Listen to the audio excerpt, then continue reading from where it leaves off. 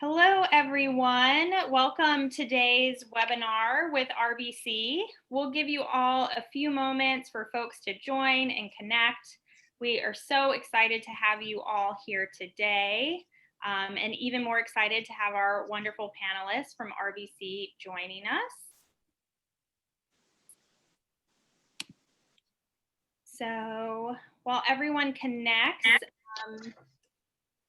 we will be questions at the end. So, please feel free to drop them in the chat. You can also use the Q&A functionality at the bottom of your screen, and you should have the option to ask a question as yourself or anonymously. So please do whatever makes you feel comfortable. All right, so we will go ahead and get started. So welcome again, everyone. Thank you all for tuning in today. My name is Mary, and I am with Fairy Godboss. We are joined by some amazing panelists who work with RBC Wealth Management, and we're just thrilled to have you all here today. So thank you for making the time to chat with us. We will be sending out a follow-up email after this, so stay tuned for that information with information about RBC and all of those fun things post-event. Again, if you have a question, please feel free to drop it in the chat or use the Q&A function.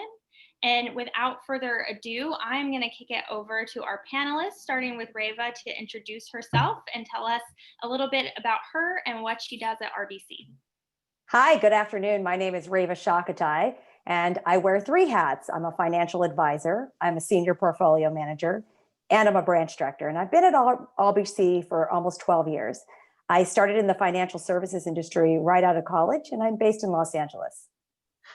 Great, thank you, and thank you for joining us. And Kirsten, I will kick it over to you. It looks like we may have had a connection issue with Gabrielle, so hopefully she'll be joining us again soon. Wonderful. Thanks, Mary, and I'm excited to be here. My name is Kirsten Turner, and I'm a complex director with RBC. I cover the South Atlantic complex, which is Florida and the Carolinas.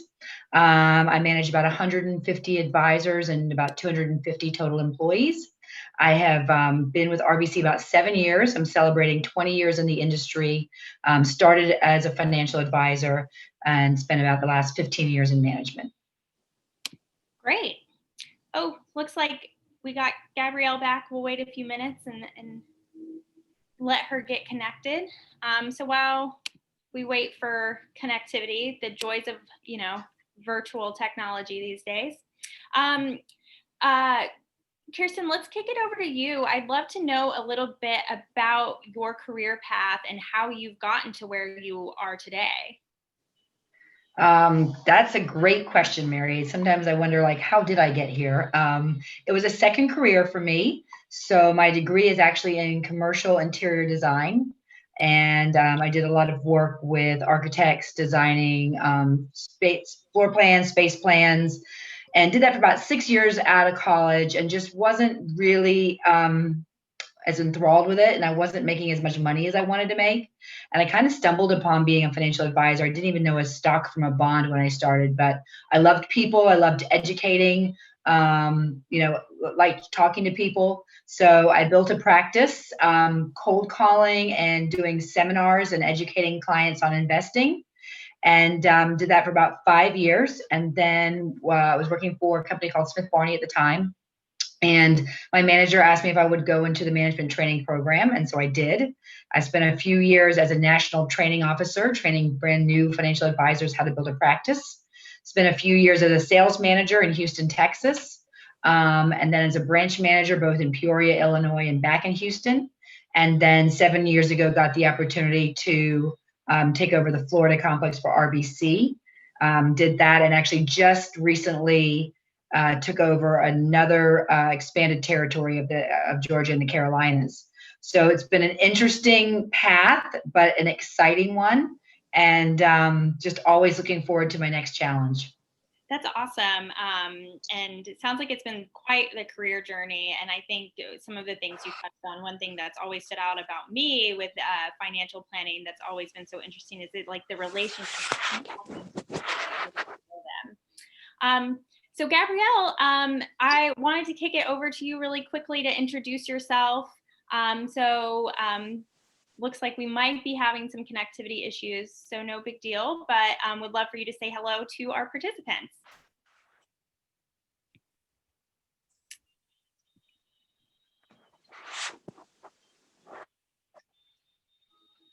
Uh-oh. All right. Well, we will wait a few minutes and see if we can get her reconnected. But Reva, I'd love to hear too about your career path and how you've gotten to where you are. Sure. I was born and raised in Pasadena, California, but my parents are from India.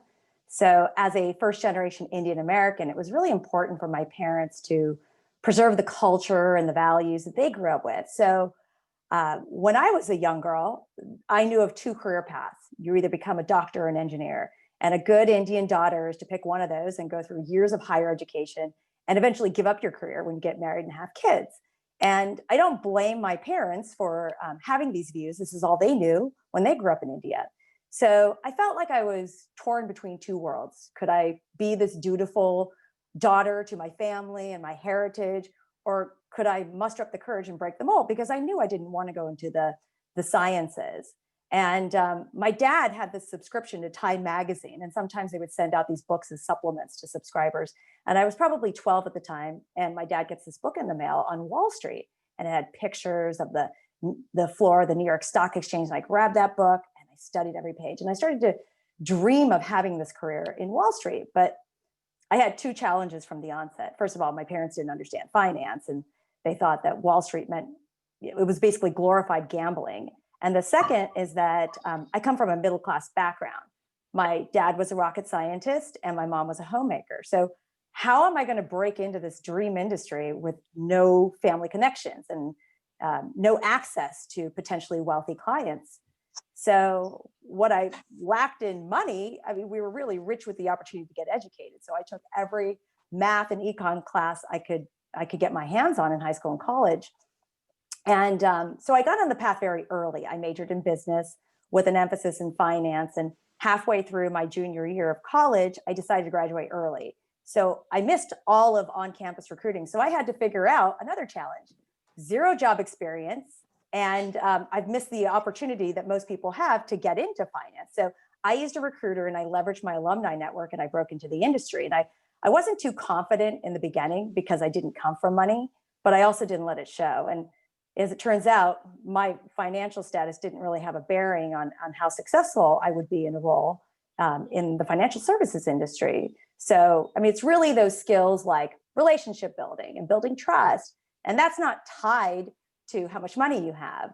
So breaking in was just the beginning. And then I had to figure out a way to advance. And so for me, education was always my stepping stone. After 4 years, starting really from the bottom of the financial services industry, I went back and got my MBA.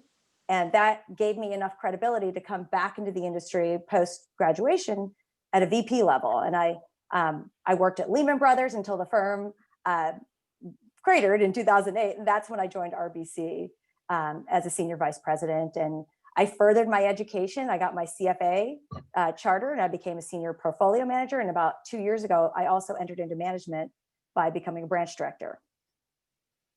I love that. What an inspiring story and career trajectory. Thank you so much for sharing that with us. And I love that you had this dream as a young woman and you went after it. And now here you are. It's incredible.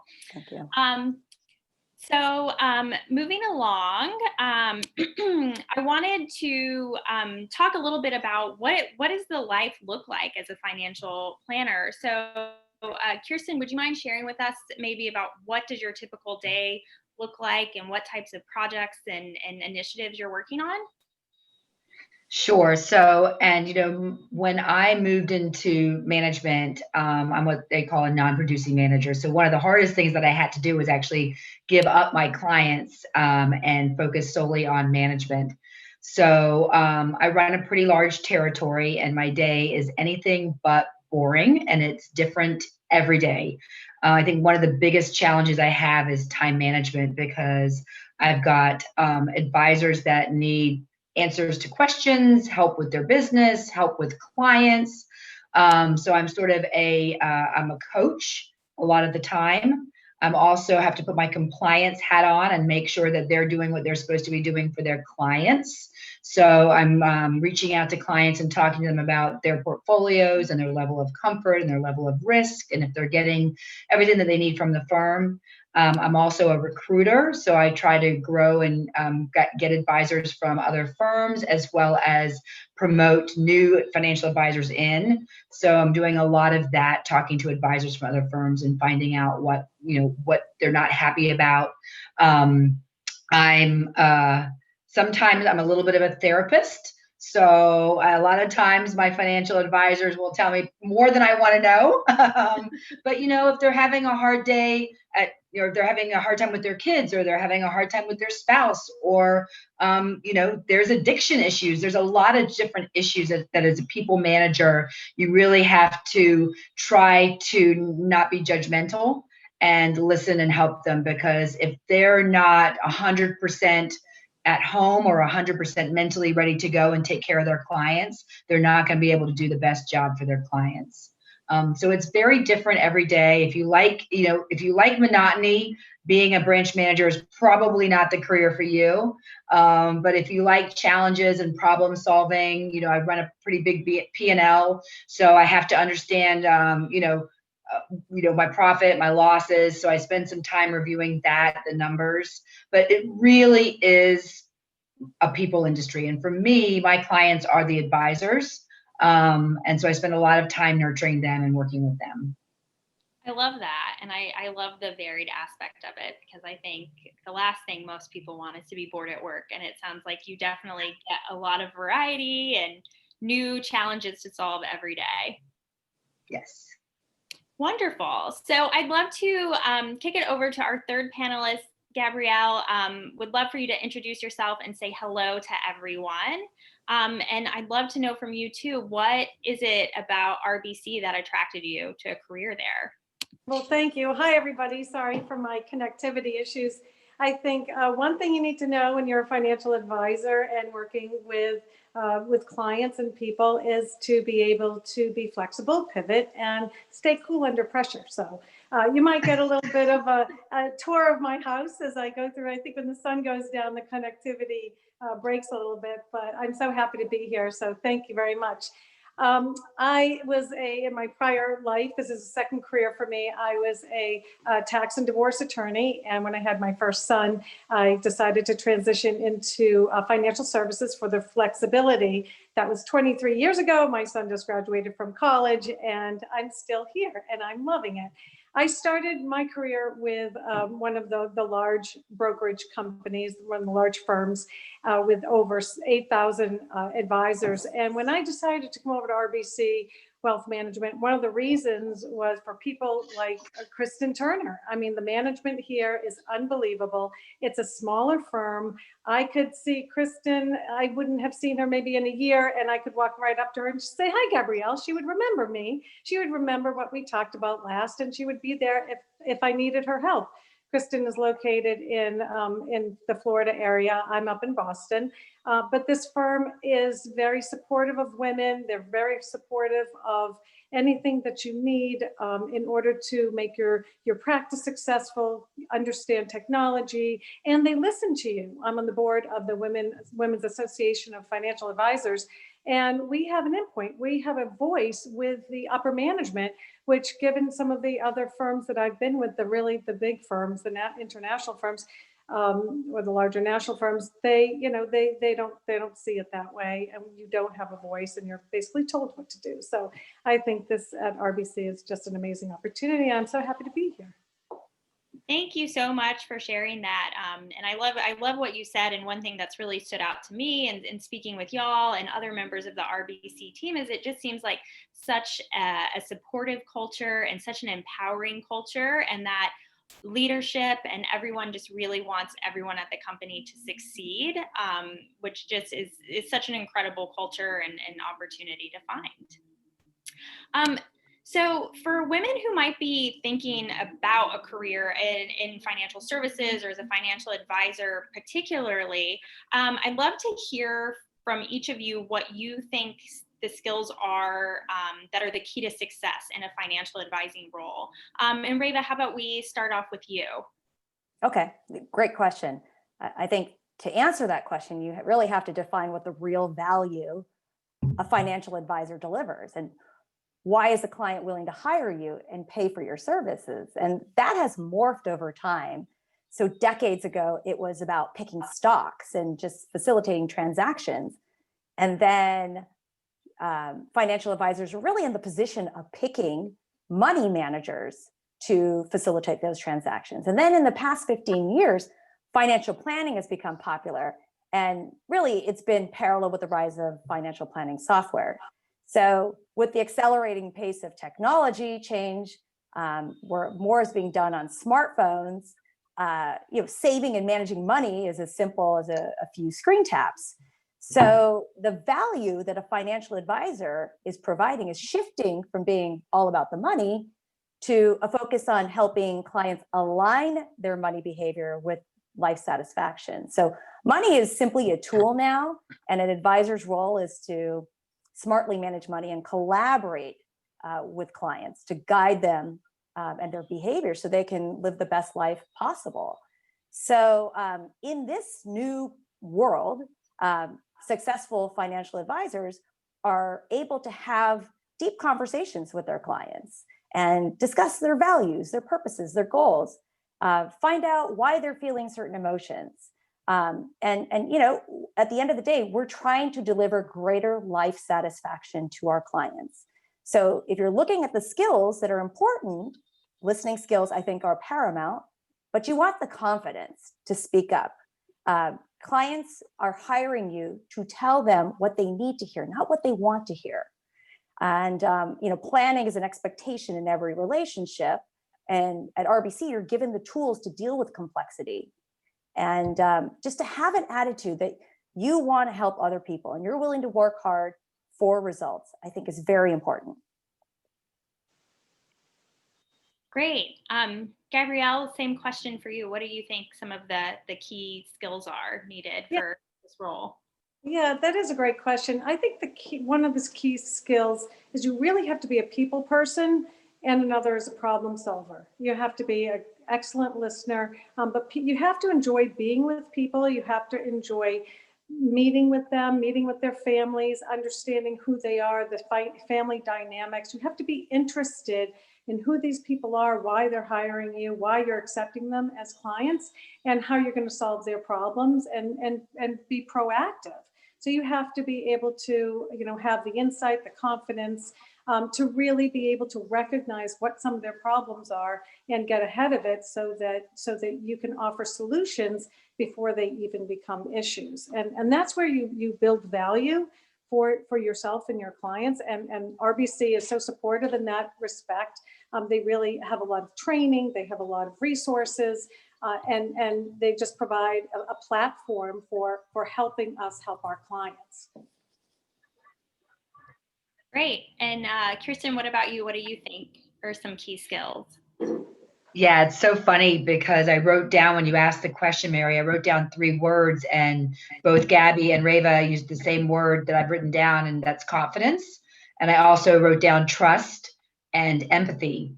And kind of tagging on to Reva, talking about the history of where this business has gone from being kind of a stock picker and a salesperson to really being a trusted advisor. I think it's such a perfect time for women in this business, because people do tend to trust, and I think we're naturally more empathetic and good listeners.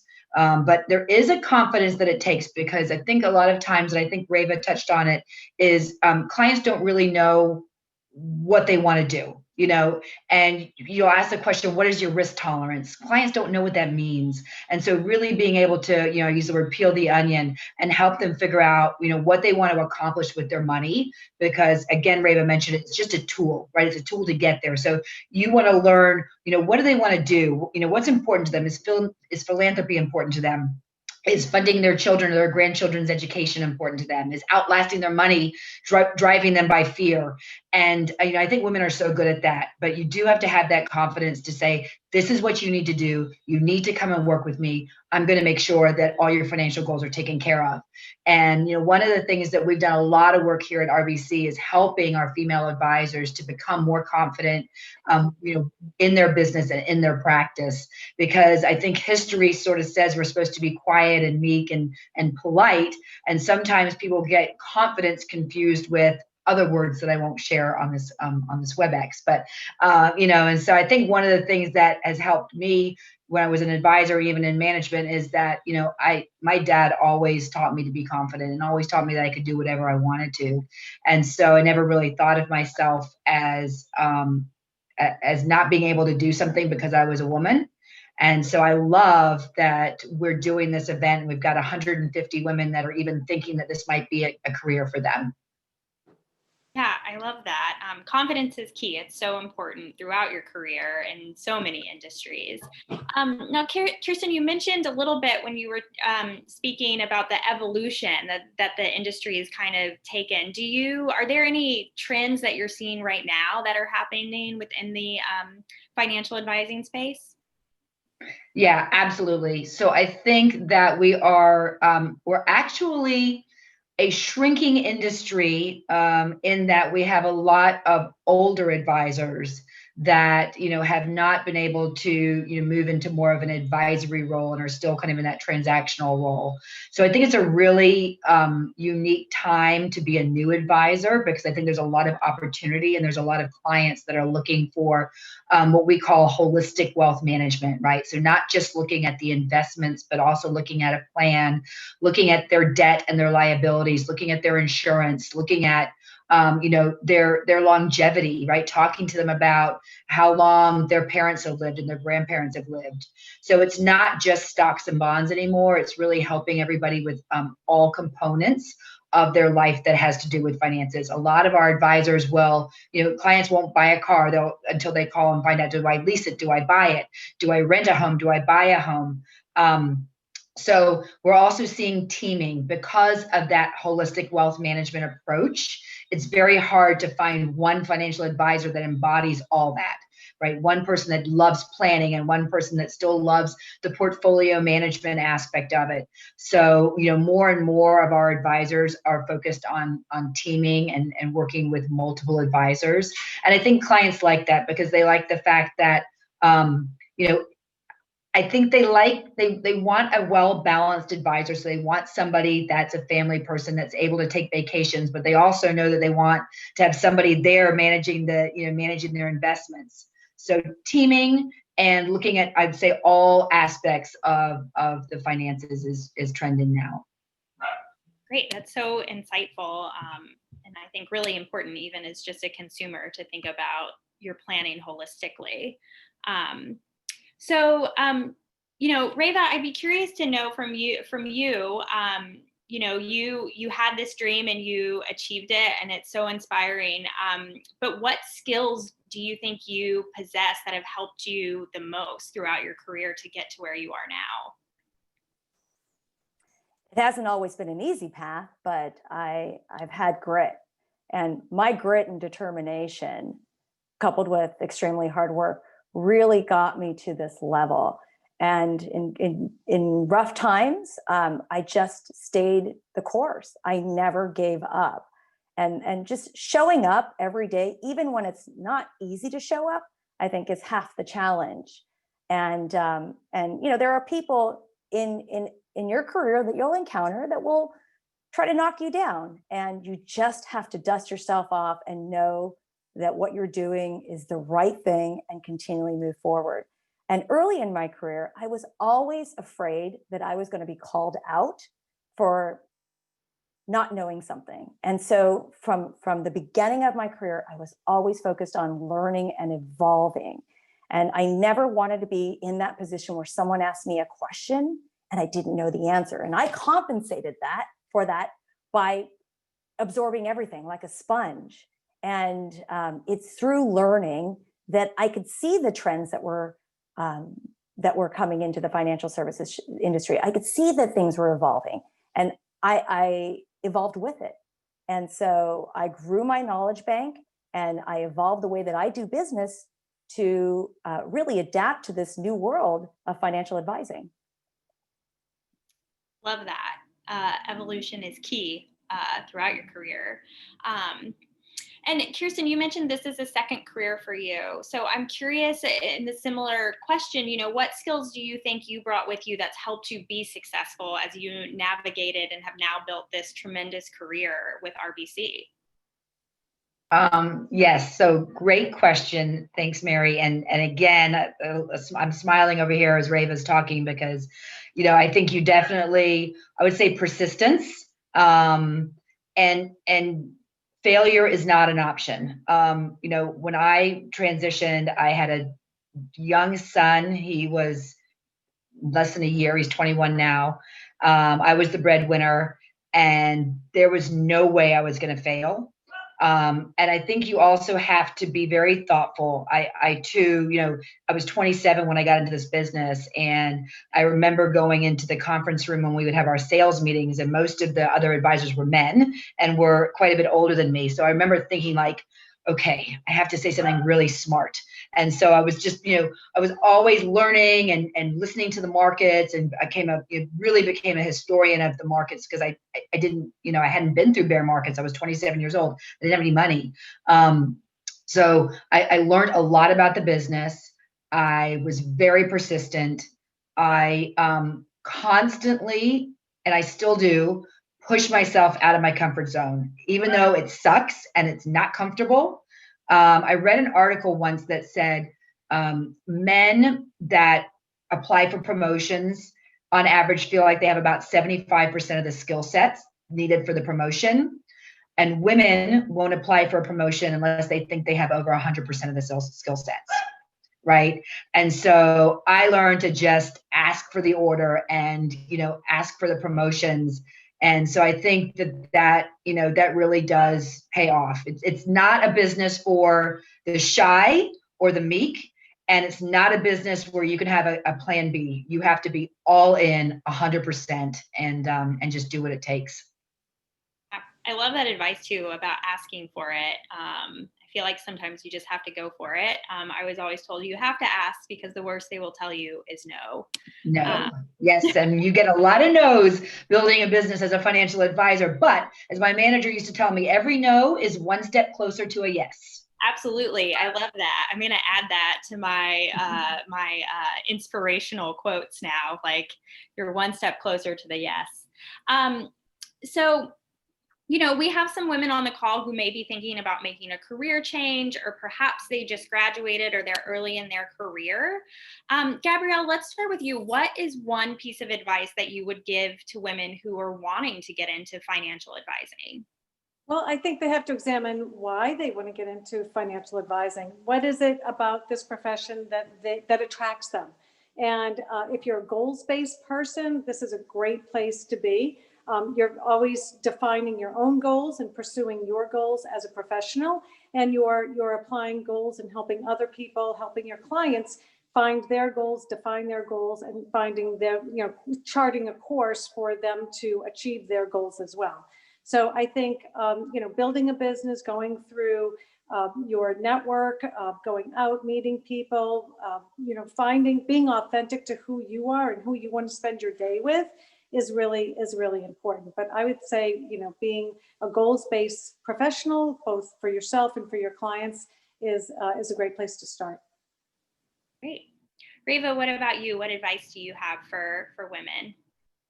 So when I started in the industry, there weren't that many female role models to aspire to.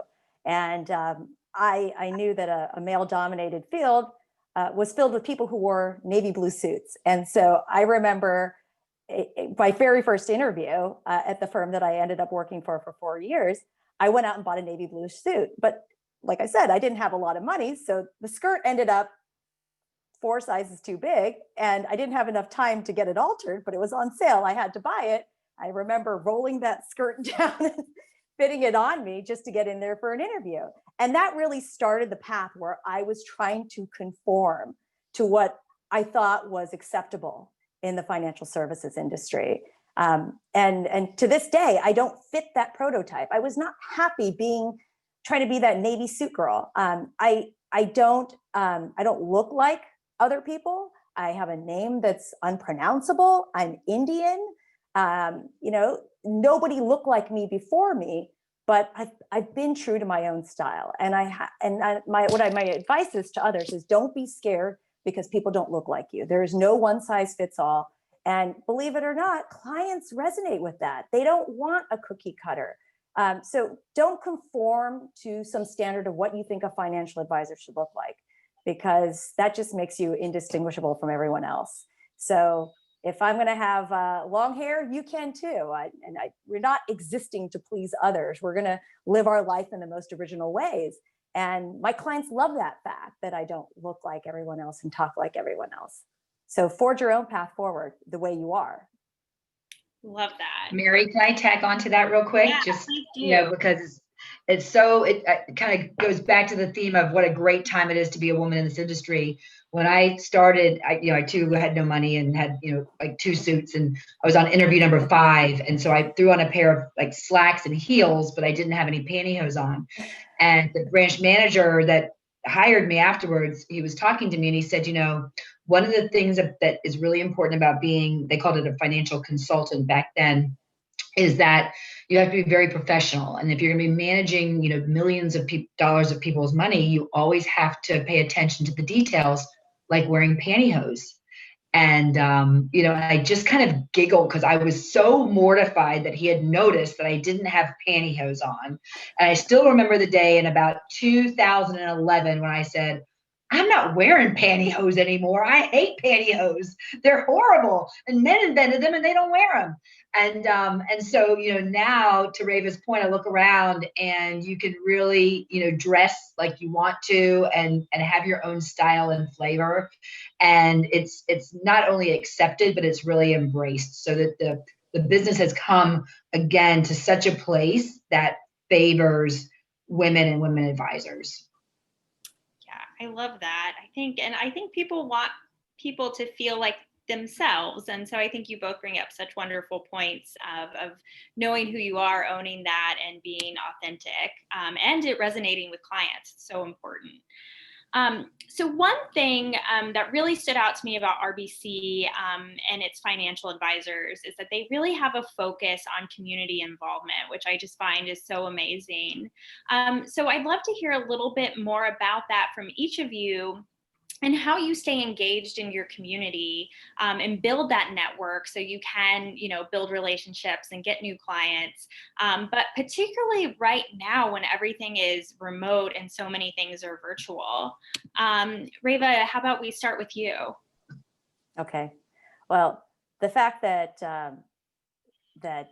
we are in this a very unusual period doesn't mean that the needs of the community have gone away. They're more intense than ever. So it's really important to keep up that community involvement.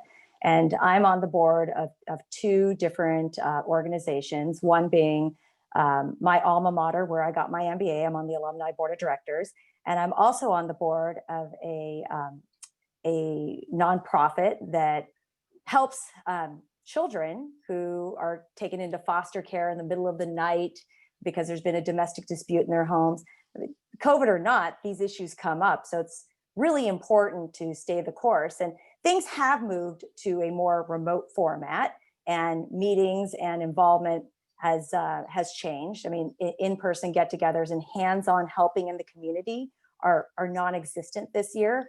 But the plans are being laid right now for 2021 and what we can do for the community in 2021.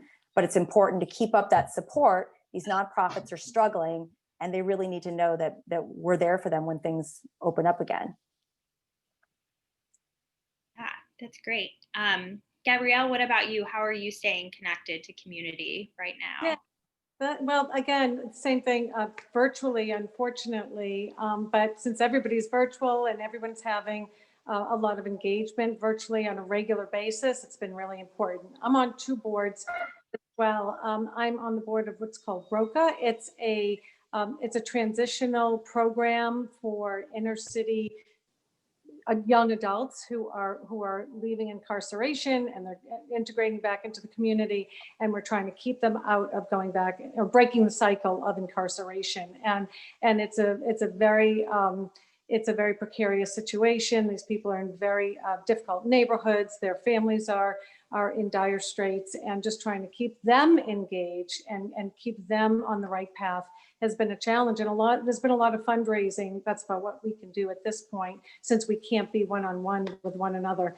And the other way is something that hasn't stopped is divorce. I was a divorce attorney, and I work with a lot of divorced women, and I'm very involved. And I was one of the founding members of a divorce support group in my community. And with everyone being quarantined and at home with a family situation that is challenging, we're there every week to have everyone speak, and we have different support networking opportunities and opportunities to speak with therapists remotely, and just be there for them every day. We're just, if somebody needs to vent, because there's nowhere for them to go for this as much. So those two are my primary areas that I support my community.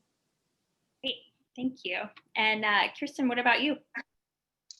Yes, so the community involvement in the RBC Foundation was one of the big reasons that I joined this firm. I love the fact that they just are really involved in giving back in the community, and that the parent company doesn't really force what we do, right? So the entire foundation is built around giving money to organizations that their employees care about and are involved in, whether it's on a volunteer basis or serving on a board.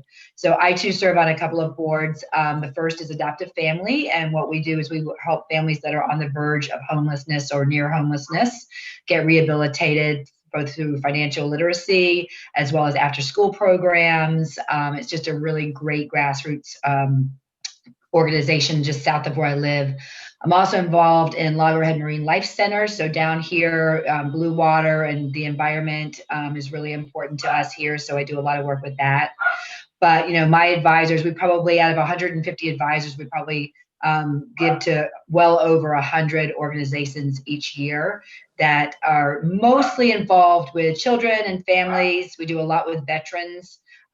We do a lot of work with an organization called Hope, Faith, Love, and Charity, helping vets to get retooled to come back in to work and to deal with their PTSD and everything that's going on. So every different community that RBC has a different flavor based on their employees and what's important to them. And that was really special to me.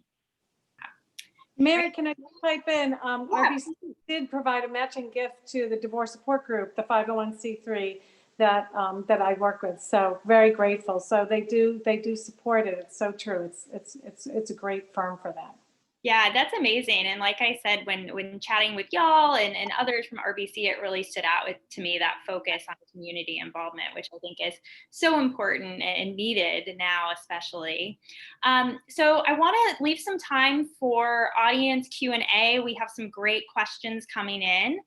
So if you have one, please feel free to use the Q&A function, and we will try to answer as many as we possibly can.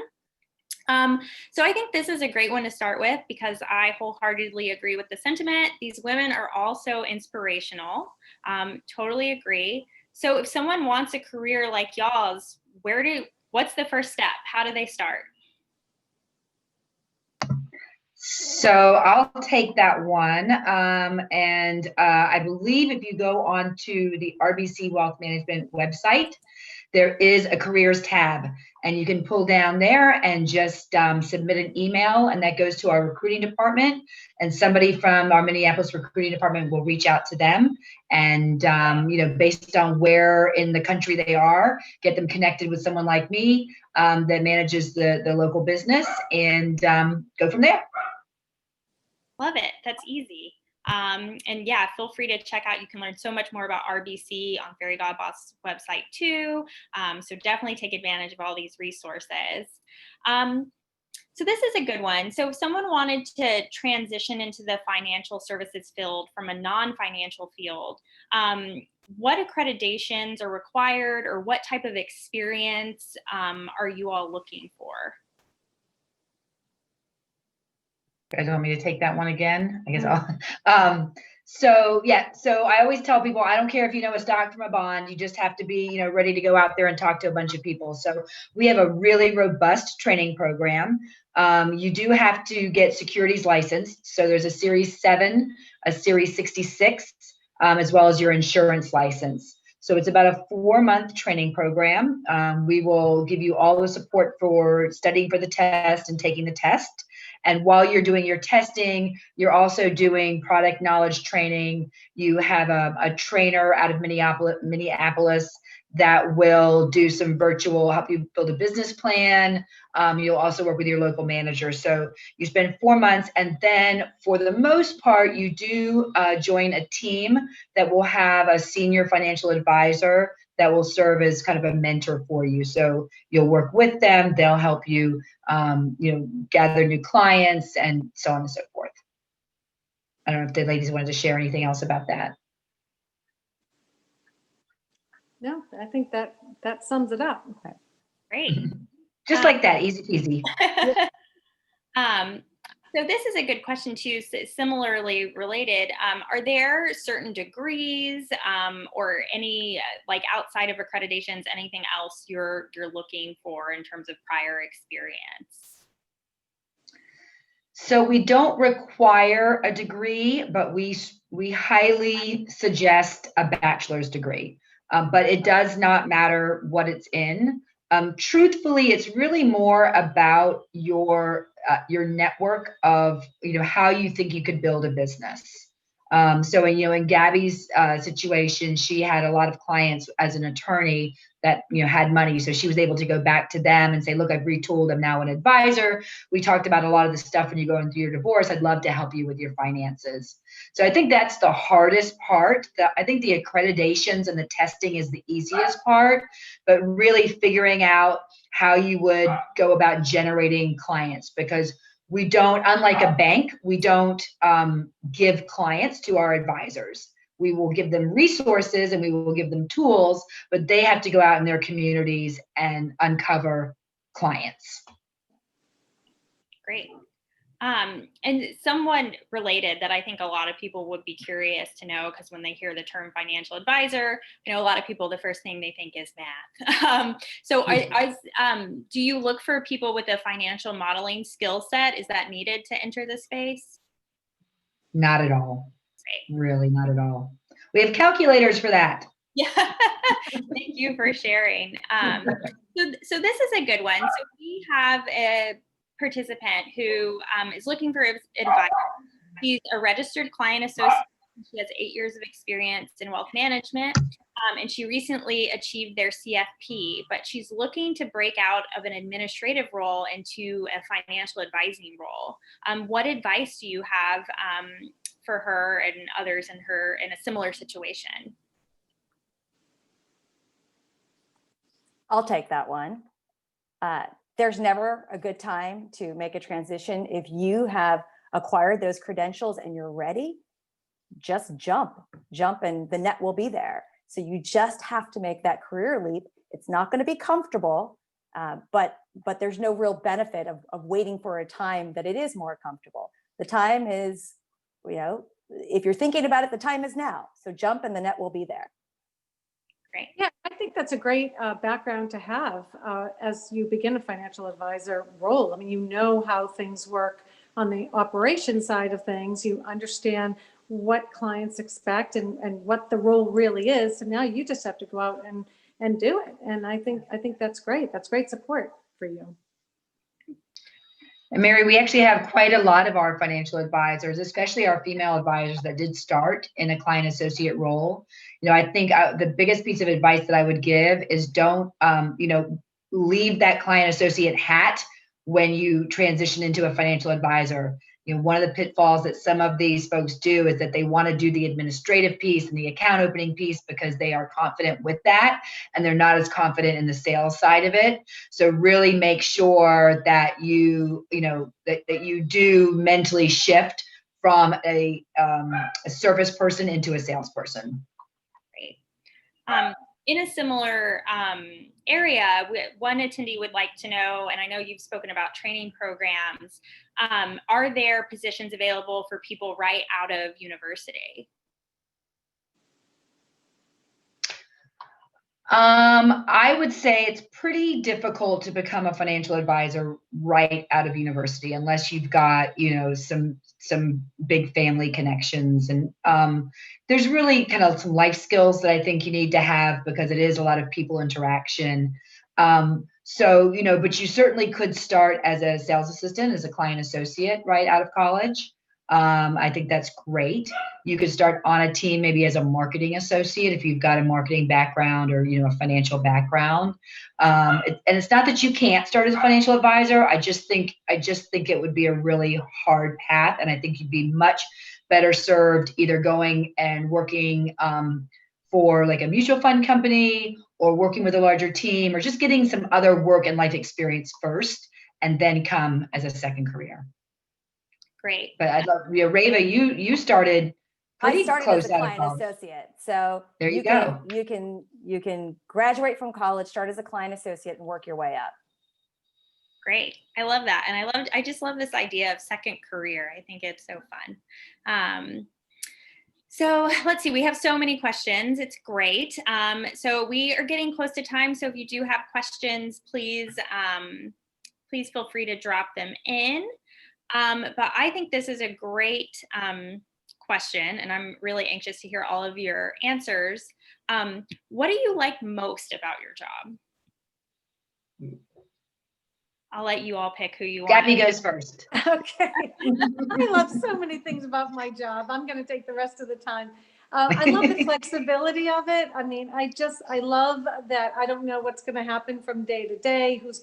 I pick up the phone, who's going to be there, who's going to need my help, what's going on in someone's family, what's happening with taxes and the law and changes and this new administration, what's the effect on the market and the people and your planning. So, I mean, it's just so dynamic, and it's a great way to live. It's very vibrant. And again, it's just very fulfilling when you can help people through all of these changes. So I just love the flexibility, the vibrancy, the dynamic nature of it. It's not monotonous. We'll put it that way. It's great. Rava, you go and I'll bring it up. Sure. I'll bring up the rear. I love the ability to influence others. I love that I'm given the absolute freedom to advise my clients in a manner that works for me and for them. I think that if you're on the West Coast, given that the financial markets open early in the morning, you have your afternoons off. So if you're a working mom, you can pick up your kids from school. So you can have a better sense of work-life balance in the financial services industry. And then I also love that I've been given an opportunity to really change the narrative about women and women in leadership. I've made this job my own. And the fact that I'm here and Gabrielle and Kirsten, we're all here, that means that there's plenty of room for more of you. So it's just such an extraordinary career. I've been at RBC for 12 years and I hope to spend the rest of my career here. Yeah. Same. Yeah, so I would echo what both ladies said. It definitely is very fulfilling to help people change the trajectory of their lives, by helping them plan and maybe helping them change some of their spending habits or their investment habits. You can really change lives. No one said it, but I like the money. We make good money. And so that's helpful. I have 3 kids. And so even running the size territory that I have, I've never missed my son was in the theater. I've never missed a play. I never missed a cheer competition. You really can build a flexible schedule. Gabby and Rava have more flexibility on the financial advisor side than I do as a manager, but there still is a lot of it. And it's just, you're always learning, never bored, for sure. Love that. So this is a good question. What advice do y'all have about standing out in the application and interview process for folks looking to get into financial advising? Gabrielle, do you want to start or? I lost you a little bit. What was the question? If folks looking to stand out in the application and interview process. For joining RBC? Yeah, for becoming a financial advisor. She just walked away, but Kristen, that's for you. So I'll take that one. Okay. Having a professional, error-free resume, I think, is very important. Yes. Having that's the basic. Having a cover letter or some type of letter that explains why you're passionate about applying for a job, I think goes a long way. You can be an English major, you can have a non-traditional background, you could have been an art curator. It doesn't matter. It's talking about the skills that you have that you can translate into this field. And we've talked a lot about some of those traits that we think are important, and just addressing them head on, I think, will help you stand out. Great. It's great advice. I love the error-free resume. Step one, always. Yeah. Okay, so we are close at time. So I'd like to close with one question, and thank you all again for joining us. But for each of you, how have you benefited from working at RBC directly? So I'll take it first, I guess. So, I think that I have been really empowered as a female leader. A lot of firms in our industry talk about it, and for the 20 years I've been in this industry, is, well, we got to get more women. We got to get more women. But RBC really walks their talk, and they really work hard to find women that have potential and opportunity, and then give them the chance to do that. So I've been really empowered, and I feel like I've been allowed to just grow so much as a person and as a leader here. RBC's, I feel really proud working for RBC. They just are. It's a good organization filled with really good people. Rave is in California. I'm in Florida. Gabby's in Boston. We all know each other just from being at events and conferences. And I always know, Rave and I chatted earlier just about, some thoughts she was having about, branch directors and kind of where she wants her career. So they really encourage networking and sharing, and you can feel really authentic and honest here and comfortable. Yeah, I have to say, coming from two of the other larger firms, 8,000 and more advisors, that transitioning and moving over to RBC has been a game changer for me. As I said earlier, I could call Tom Sagastor, the president, and he would take my call, and he would know exactly who I am. You're heard, you have a voice, you have participation. Right when I got here, they asked me to be on the board. You have a role here that at other firms you're just not going to find. You're just going to be one of 8,000 advisors, and you're just not going to have the you're just not going to have the voice that you have here. So that's I've benefited greatly, because I have a lot of ideas and they listen to them. So that's good. Rava, what about you? What I appreciate most about RBC is the culture. This is a company that reveres women. Women are put on pedestals, and it feels really nice. I feel like I have the support of all my colleagues, and in fact, the leaders at the top of the firm, they are so supportive of getting more and more women into leadership roles, which is really nice. And the other thing about it is that they have seen things in me that maybe I didn't see in myself. So RBC has really brought a different level of awareness to me and my life. And I appreciate that. I don't think I would have gotten that anywhere else. But this is a firm that has truly appreciated my contributions, and I feel like I matter. I love that. Thank you all so much for sharing your perspectives and your career journeys and what life is really like at RBC I really appreciate your time, and I know the women on the call appreciate your time, so thank you so much. For everyone on the call, we will be sending out additional information about RBC and all the good things you need to know. So stay tuned to your inboxes for that. And thank you all for submitting questions. I wish we had time to answer all of them, some really great ones. But thank you all for joining us. And I hope we're all across the country right now. So whatever time zone you're in, I hope the rest of your Thursday is amazing. Thanks, everyone. Thanks, Mary. Thank you. Bye. Bye.